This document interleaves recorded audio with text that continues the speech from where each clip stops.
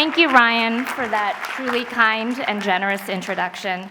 And thank you, class of 2023, for this incredible honor, the greatest that I have ever received.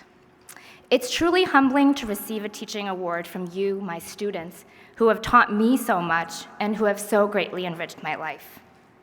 What a strange and tumultuous 3 years it has been, with each year quite different from the last, but I could not have asked to go through it with a better group of people.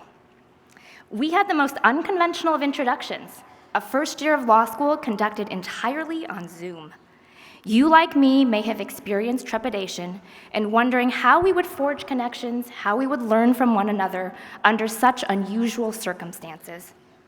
In the fall of 2020, seeing dozens of your faces on a computer screen in the dreaded gallery view feature of Zoom, I wondered how we would build the community necessary for fostering a stimulating, inclusive, and respectful learning environment. But you rose to the challenge from day one. Despite serious Zoom fatigue, you found ways to connect with your professors and to support one another during a very taxing year.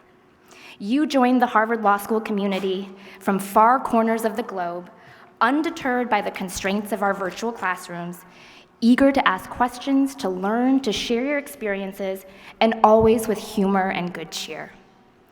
A year later, you appeared in the flesh. It was a strange reunion of sorts, meeting virtual friends in real life, a pandemic-induced deja vu that one journalist has aptly termed deja Zoom. As we walked the halls of Harvard Law School, we squinted our eyes at the sight of a familiar-looking, albeit still masked face, wondering, hey, is that really you? You're taller than I thought. Despite having been separated by thousands of miles and countless computer screens that first year, I think many of us felt like old friends. And I think many of us also felt even more cognizant of the importance of human connection, a smile or a handshake, and grateful for its return. Today, I am overjoyed to have this opportunity to celebrate in person with you and your loved ones your sterling accomplishments. Your graduation brings to memory my own graduation from Harvard Law School exactly 10 years ago. When I sat in the space where you are now sitting, I was so excited to join the ranks of the legal profession. But I was also daunted by the awesome responsibility that our profession demands, serving the public good. As one of my beloved mentors has repeatedly impressed upon me, lawyers have a duty to conform their practice to the highest ideal of public spiritedness. Great lawyers seek to serve their clients and the public good, and these commitments are not seen as mutually exclusive.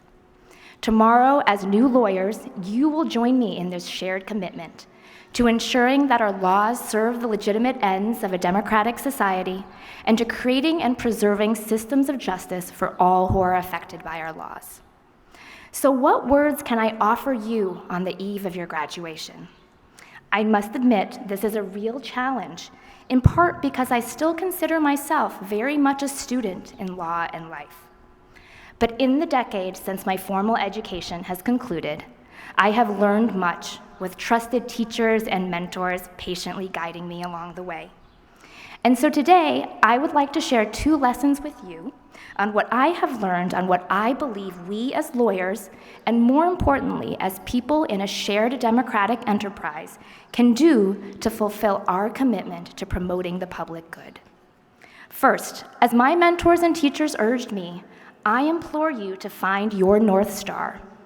Figure out what you stand for and what you will stand up for, no matter how great the cost.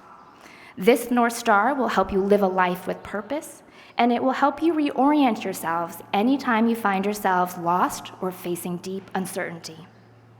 My North Star reflects my family's experience of immigrating to this country. My parents and I came to the United States over 30 years ago, and despite having no support network in this country, and despite facing immense language and cultural barriers, my parents gave me the greatest gift, the opportunity to grow up in a country premised on the ideal of opportunity and justice for all. I would not be here with you today but for my parents' love, courage, and sacrifice. This experience, which may resonate with some of you, has fueled my deep commitment to ensuring equality of opportunity for every person in this country, regardless of how they look, where they are from, what they believe, and who they love. My pursuits in the legal profession, as practitioner, scholar, and most of all, teacher, are in service of this goal. My North Star has kept me afloat during challenging times. It has given me determination in the face of obstacles and setbacks, and it has tempered me with deep gratitude when I have achieved success. So how will you find your North Star? I would start with being true to yourself, something we often learn far too late in life. Do not shield or hide the things that make you different, for these are the qualities that will be your biggest strength in serving our society. Trust in what I hope we have shown you here at Harvard Law School, that we are all made better by learning from those with different experiences and perspectives, and that our country is made better when we can engage in open and respectful dialogue and when we can find common ground. If you have not yet found your North Star, do not worry, there's still plenty of time. But I caution you against being lulled into an easy or safe path by inertia or peer pressure. If you do not feel fulfilled by where life has taken you, do not be afraid to chart your own path in service of your North Star, even if it deviates from the path taken by others.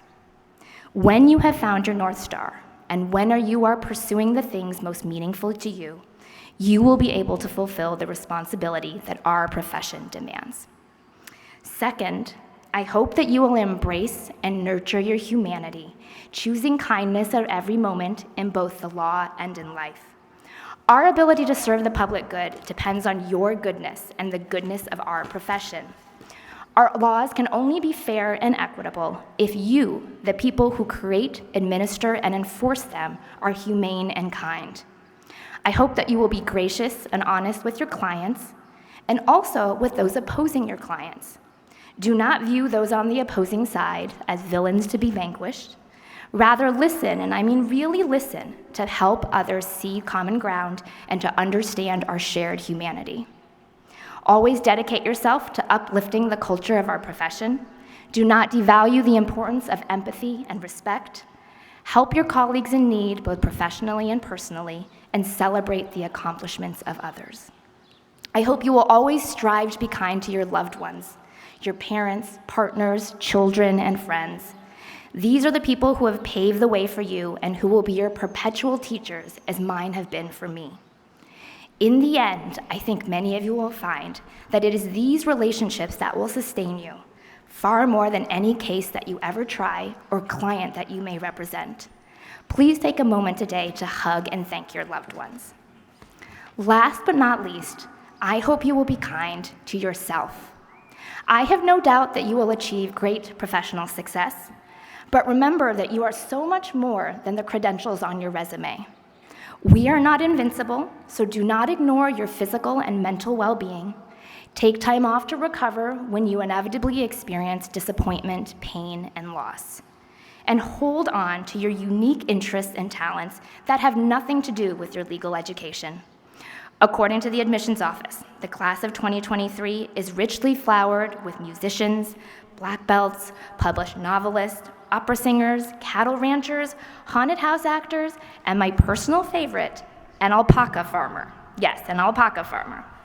Continue to enjoy these personal pursuits because they have made you happy in the past and they will continue to do so in the future. Now, I hope you'll humor me and let me end my remarks today by paying tribute to the groundbreaking Academy Award-winning film, Everything Everywhere All at Once, starring our distinguished guest of honor, Michelle Yeoh.